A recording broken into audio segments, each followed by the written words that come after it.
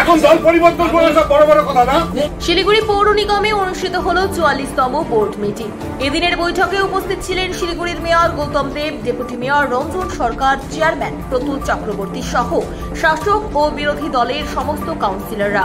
বৈঠকে একাধিক বিষয় নিয়ে আলোচনা হয়, তবে কিছু ইস্যুকে কেন্দ্র করে শাসক দল, তৃণমূল কাউন্সিলর এবং বামফ্রন্ট কাউন্সিলরদের মধ্যে উত্তপ্ত বাকবিতণ্ডা শুরু হয়। এক পর্যায়ে পরিস্থিতি চরমে পৌঁছলে খোদ মেয়র গৌতম দেব দুই পক্ষকে শান্ত করেন। তার হস্তক্ষেপে বৈঠকে ফের নিয়ন্ত্রণে আসে। শেষ পর্যন্ত বোর্ড মিটিং সম্পূর্ণভাবে সম্পন্ন হয়। বৈঠক শেষে সাংবাদিকদের মুখোমুখি হয়ে মেয়র জানান যে সমস্ত অভিযোগ উঠেছে তা খতিয়ে দেখা হবে, প্রয়োজনীয় পদক্ষেপ নেওয়া হবে। তিনি আরো বলেন, সামনেই দুর্গাপুজো, তাই শহরের পরিকাঠামো ও নাগরিক পরিষেবা নিয়ে একাধিক উদ্যোগ নেওয়া হয়েছে। এদিন বৈঠকে শহরের বিভিন্ন গুরুত্বপূর্ণ সমস্যা ও ভবিষ্যৎ পরিকল্পনা নিয়েও বিস্তৃত আলোচনা হয়। পৌর প্রশাসনের দাবি, আলোচনার ফলস্বরূপ বেশ কিছু ইতিবাচক পদক্ষেপ নেওয়া হবে, যাতে উৎসবের মরশুমে নাগরিকেরা নির্বিঘ্ন পরিষেবা পান। বিল্ডিং নিয়ে প্রশ্ন তুলতে পারে, দেখো এগুলো আলোচনায় বলার চেষ্টা করেছে। এরা টোটাল 18টা বিল্ডিং এর উপরে অ্যাকশন নিয়েছে লাস্ট 6 বছর। তার মানে 6 বছর কোনো ইলিগালিটি হয়নি, আর 785টা বিল্ডিং এর উপরে অ্যাকশন নেওয়া হয়েছে।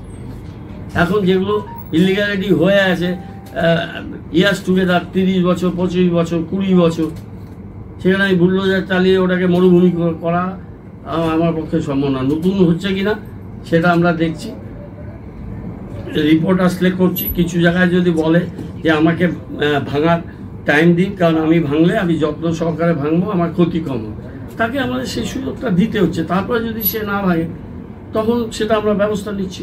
কিছু ডোমেস্টিক আছে, কিছু একটা হয়তো গরিব মানুষ আছে, হয়তো কিছুটা ইলিগাল করেছে, কারোর সাথে কারো শত্রুতা থাকে, পারিবারিক ঝগড়া থাকে, আবার কেউ ইলিগাল গেনের জন্য করছে। আমার কাছে একজন চিঠি দিয়ে বলেছে তার পাশের বাড়ির লোক তার কাছে 5 লক্ষ টাকা চেয়েছে, তোমার এই অংশটা বেআইনি 5 লক্ষ টাকা দাও, নাহলে টকটুকে। হ্যাঁ, কিছু লোক বলছে 2-4 জন লোক শহরের মধ্যে গজিয়ে গেছে, তারা ইলিগাল বিল্ডিং খুঁজে বেড়াচ্ছে, বলছে যে টাকা দাও, না হলে হাইকোর্ট করব। আর এখন হাইকোর্ট কাছাকাছি হয়ে গেছে জলপাইগুড়ি, সেখানে চলে যাচ্ছে। এই যে একটা 2-4টা রিপোর্ট পাচ্ছি, একটু এক্সটর্শন টাইপের হয়ে যাচ্ছে, সেটা একটা সমস্যার বিষয়। কিন্তু কেউ যদি টাকা দিয়ে থাকে তার এটা বোঝা উচিত যে ওই লোকটা মুখ বন্ধ হলে আরেকজন করতে হবে। হয়তো তিনি পরিসমাপ্তিটা একটা কোড ল্যাঙ্গুয়েজের উপরে শেষ করলেন না করতে পারার ওনার কারণও আছে ছিলেন, এবং বিল্ডিং এর দায়িত্ব ছিলেন।